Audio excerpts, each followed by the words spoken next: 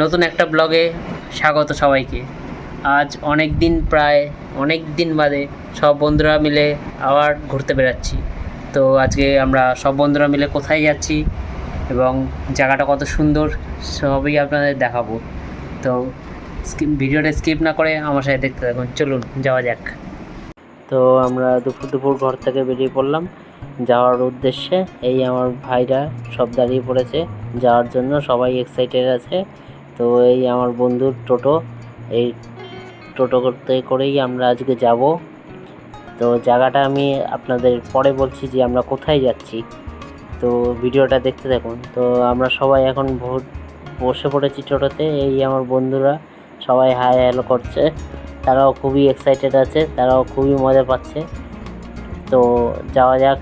এবার আমরা যাচ্ছি বাগমোড়ের দিকে। তো আমরা এখন ক্রস করে নিলাম সিদ্ধেশ্বরী কালী মন্দির।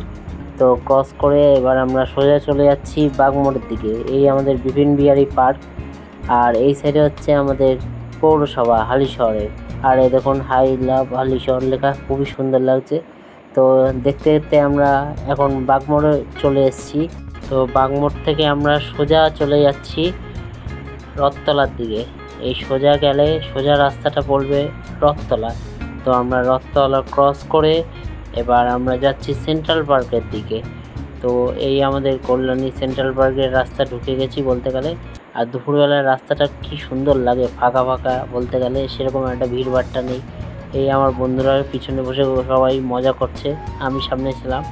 ভালো লাগছে, দুপুরবেলার ওয়েদার সুন্দর। এই দেখুন আই লাভ কল্যাণী লেখা। তো আমরা ঢুকে গেছি সেন্ট্রাল পার্ক ক্রস করে, এবার যাচ্ছি সোজা দেখতে দেখতে। এবার আমরা যাচ্ছি আইটিআই মোড়ের রাস্তার দিকে।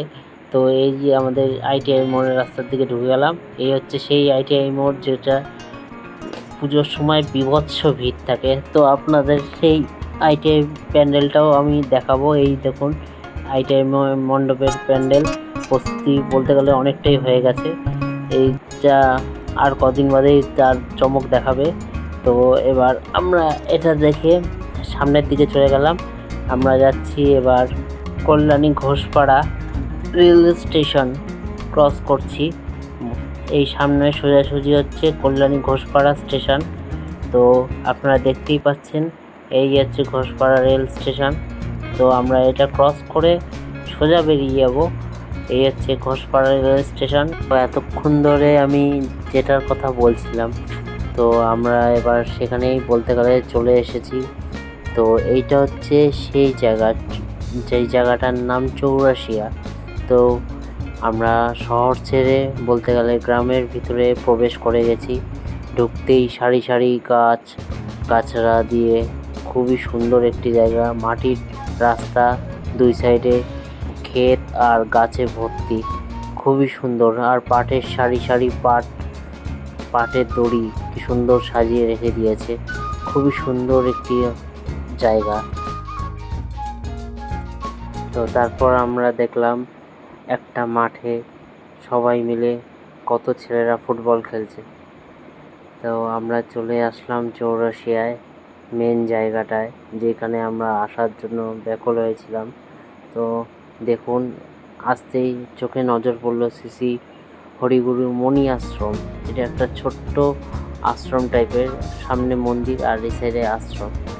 তো আগিয়ে আসলাম, আগিয়ে এসে দেখলাম দুটো ছোটো মন্দির, একটা কালী ঠাকুরের মন্দির ও একটা শিব ঠাকুরের মন্দির গাছের নিচে বাঁধানো গঙ্গার ঘাট। তো এখান থেকে দেখতে পাচ্ছি সুদূর গঙ্গা, কত সুন্দর লাগছে দেখতে।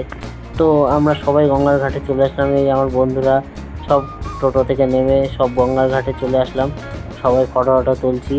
আর এটা কি বলবো, এত সুন্দর জায়গা। তো আপনারা যদি কোনো সময় যান তাহলে বুঝতে পারবেন যে খুবই সুন্দর জায়গা। গঙ্গার ঘাট থেকে ওপরে উঠে তো আমরা একটু সামনের দিকে আগালাম। সামনের দিকে আগাতেই চোখে পড়লো ঘাটের সাইডে রাখা আছে সারি সারি নৌকো বাঁধা, আর এই সাইডে এক অবাক করা কত সোলার প্যানেল। এই গ্রাম অঞ্চলেও সোলার প্যানেলের কাজ হয়, এটা দেখেও ভালো লাগলো। যাই হোক, তারপর আমরা এদিকে চলে আসলাম, সবাই মিলে একটু ফটোশ্যুট করলাম। আমার বন্ধুরা, ভাইরা সবাই মিলে একটু ফটোশ্যুট করলাম, আমিও ফটো তুললাম কটা।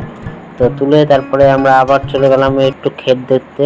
এখানে নানান রকম ক্ষেতে নানান রকম চাষ হয়েছে। তো খুবই ভালো লাগছিলো, একদম ফাঁকা পরিবেশ আর খুবই ভালো লাগছিলো। মাটির রাস্তা, মাঝখান দিয়ে ক্ষেত, এই সাইডে গঙ্গা, মাঝখান থেকে রাস্তা, সেই বরাবর আমরা সবাই চলে যাচ্ছি। জাস্ট অসাধারণ। আর বিকালবেলার ওয়েদার খুবই সুন্দর, খুব সুন্দর পরিবেশ।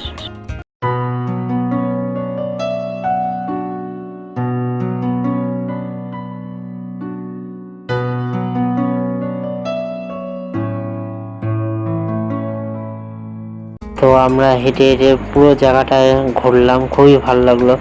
তো তারপর আমরা আবার বাড়ির দিকে রওনা দিলাম। তো ভিডিওটা কেমন লাগলো সবাই বলবেন, আর এরকম ভিডিও পেতে আমাদের চ্যানেল লাইক অ্যান্ড সাবস্ক্রাইব করে দেবেন। Thank you so much.